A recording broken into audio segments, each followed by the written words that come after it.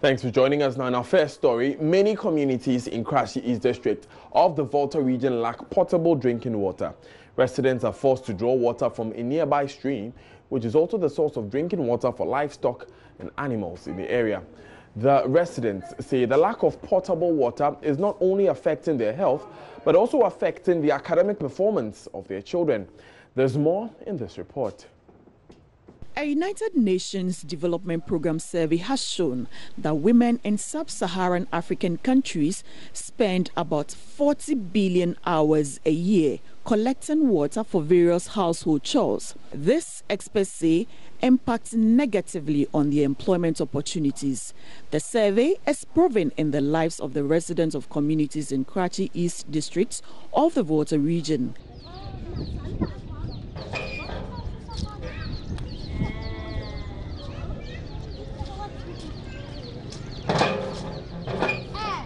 They lack potable water and therefore spend greater part of their mornings and evenings in search of clean water.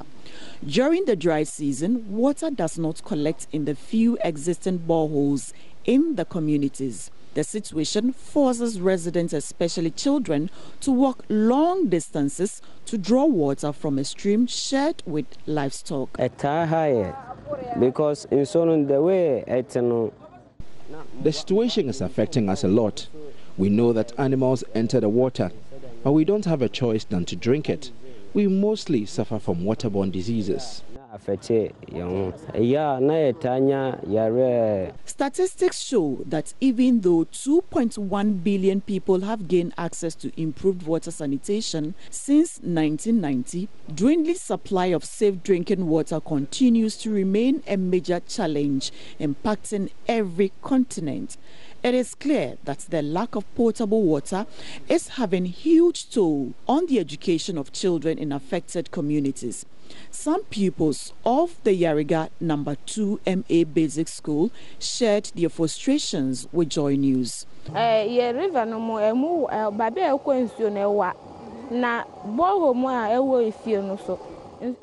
We walk long distances to fetch water from the stream. We sometimes return after 10 p.m. We cook and eat. There's no time to learn. 10 o'clock say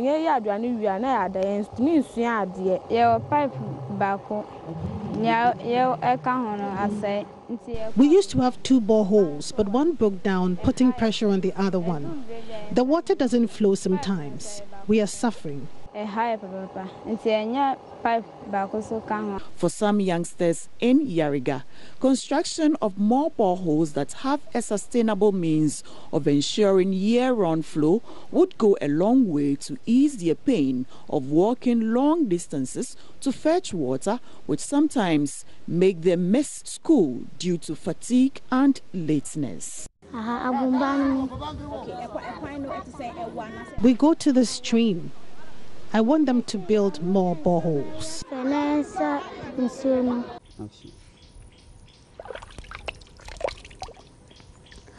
For residents here in Yariga No. 2, a suburb of Karachi East in the Volta region, this is the alternative source of water for them. They are forced to share this water sometimes with other livestock animals like pigs. Children have to walk long distances just to reach this particular stream to fetch a bowl of water. By the time they get to school, it's either they are tired, sessions has already begun, and they lose out on a lot of things. Their call is to government so that they can make available more boreholes in the community. I am Charity Emihil Battles reporting for Joy News. Yariga No. 2, Karachi East, Volta region.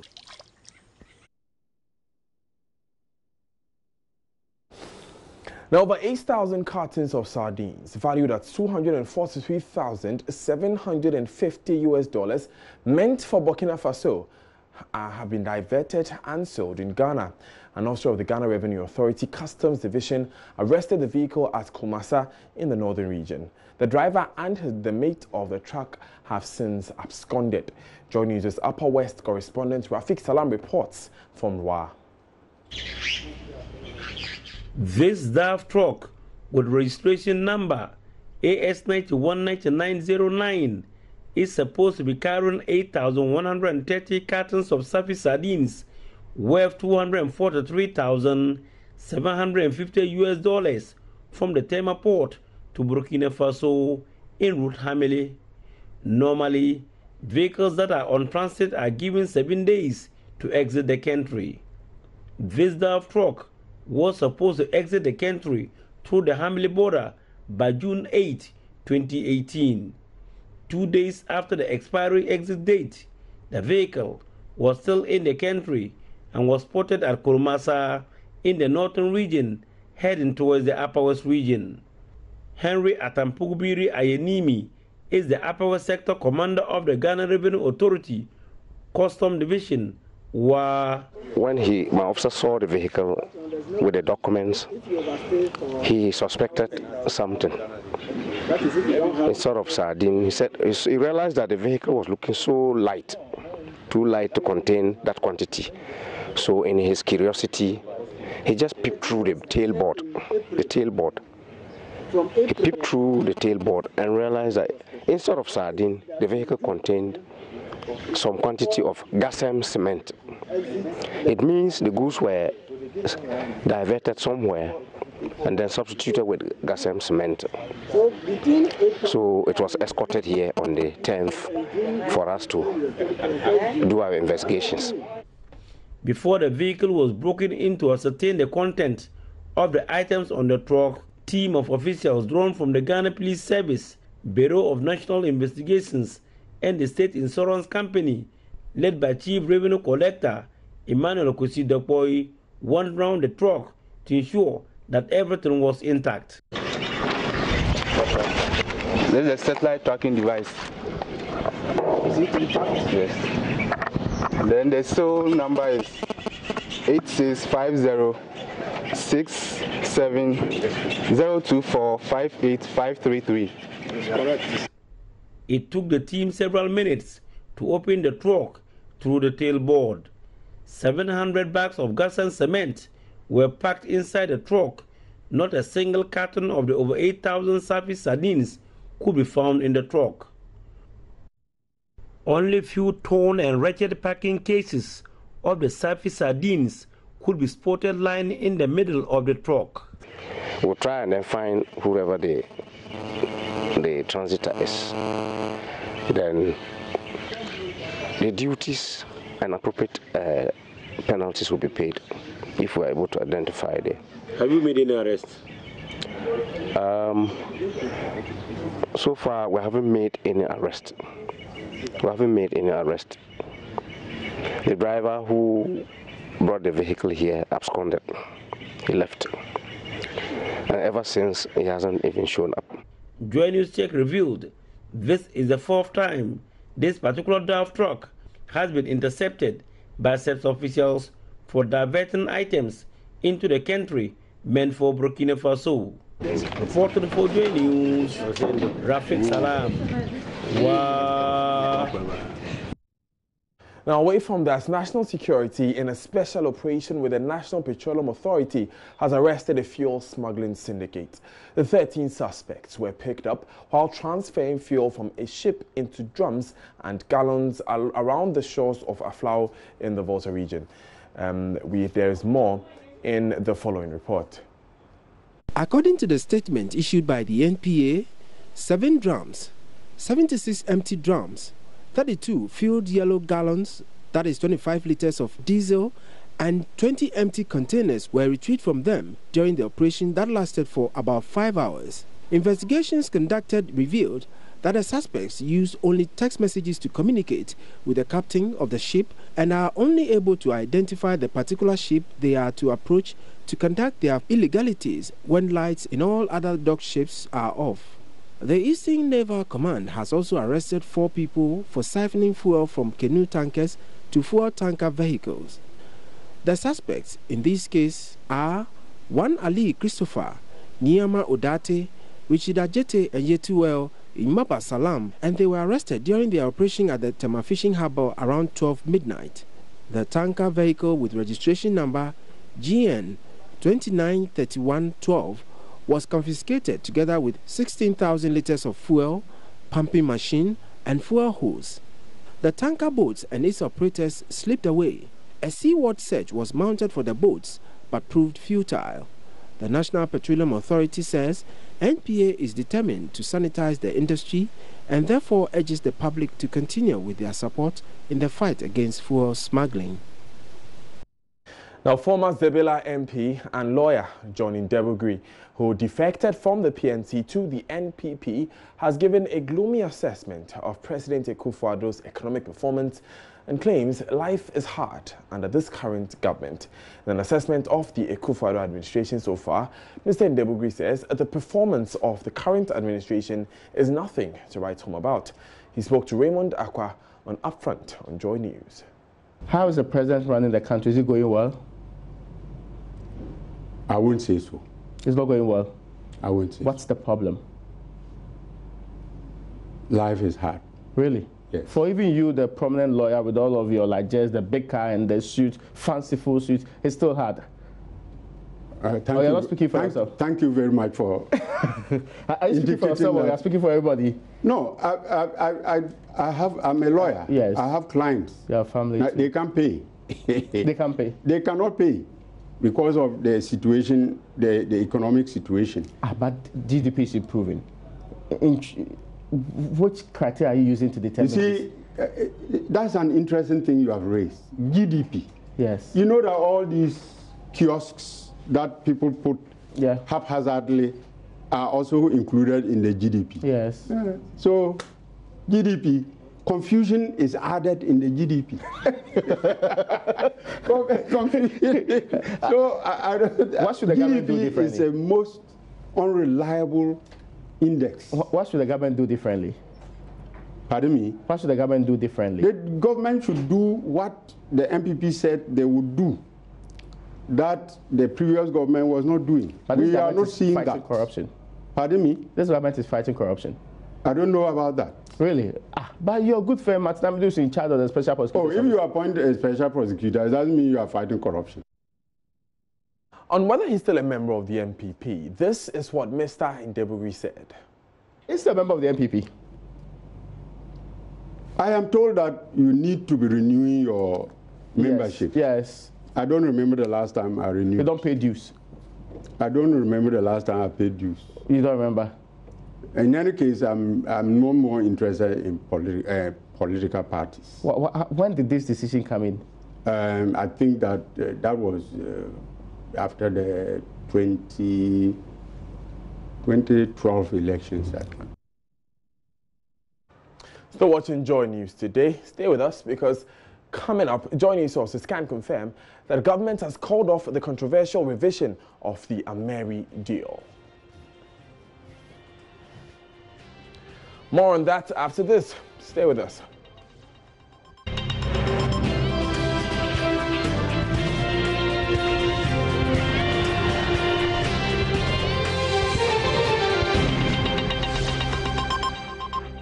Thanks for staying with us. Now, Joy News sources can confirm that government has called off the controversial revision of the Ameri deal.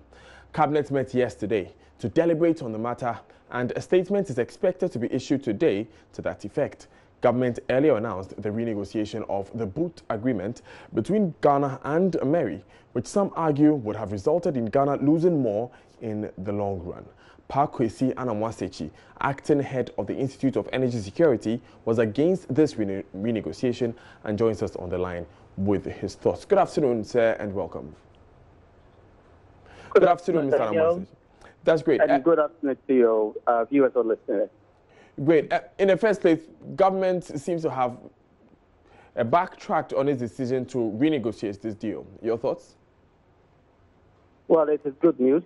And I must say that we appreciate the step that the president took to take a second look at it when civil society groups and other bodies raised their concern over the deal. Although they themselves were quite clear in their mind that they want to have value for money and save Ghana some money. And so I think it's a refreshing news to hear that the deal has been cancelled today. Well, the basis for the cancellation will be made official during the statement, but we understand a consultation with the Ministry of Finance and Attorney General is part of what informed this decision. So if after this consultation, government should decide to go ahead with this renegotiation, what will be your reaction? Well, I think it's early days yet. We need to see what they might come up with.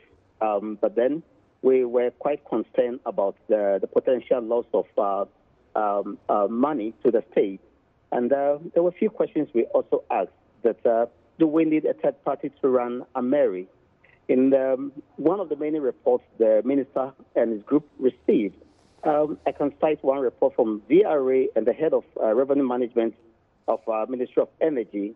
Together they sat and they recommended to the minister that they should continue with the existing Ameri deal for the next 2.5 years so we can own the plant and decide what we do next. Also, we are quite aware that we have enough energy.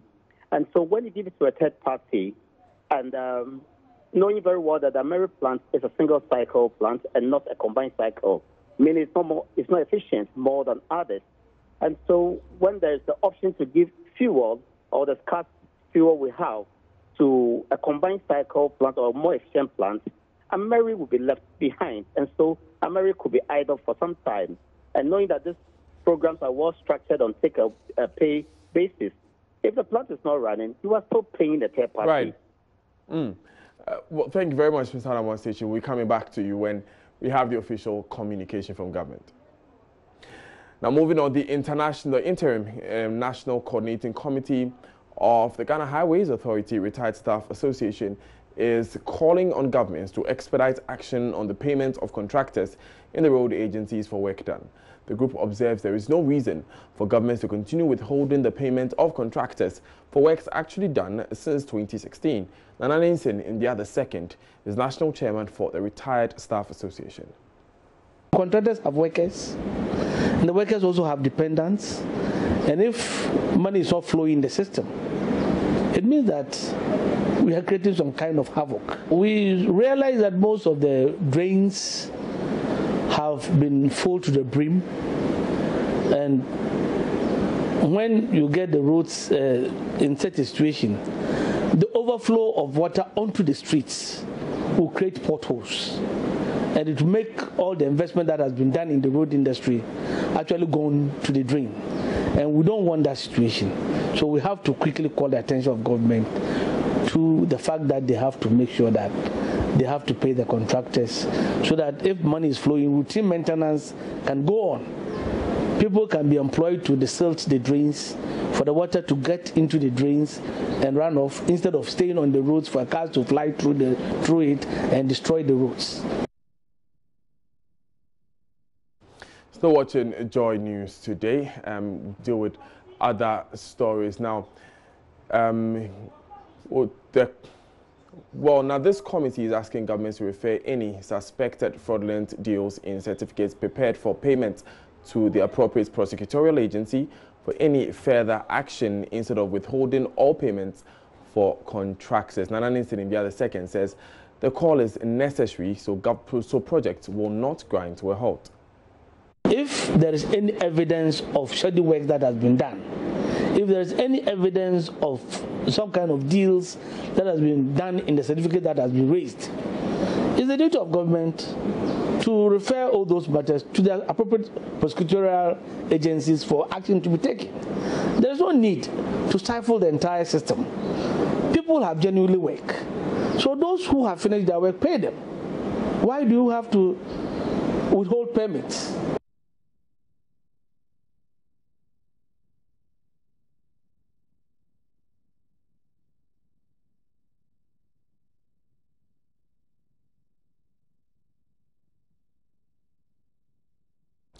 Now, the Ashanti Regional Police Command is to meet with the leadership of Guta and Nigeria spare parts dealers to fashion out the way forward on their business transactions in the metropolis following a misunderstanding between the two early this week. A meeting called by the Regional Police Commander to seek amicable solution to the impasse between the leadership of the two traders associations ended inconclusively yesterday.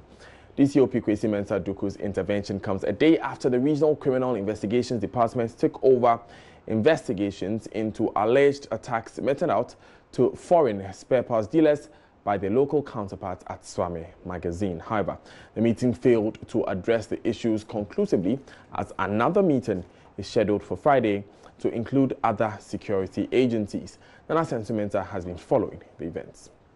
Members of the Ghana Union Traders Association have been up in arms with Nigerians accusing them of taking over their retail businesses. Their foreign counterparts seek refuge at the Swami Divisional Command over what they say are threats on their lives.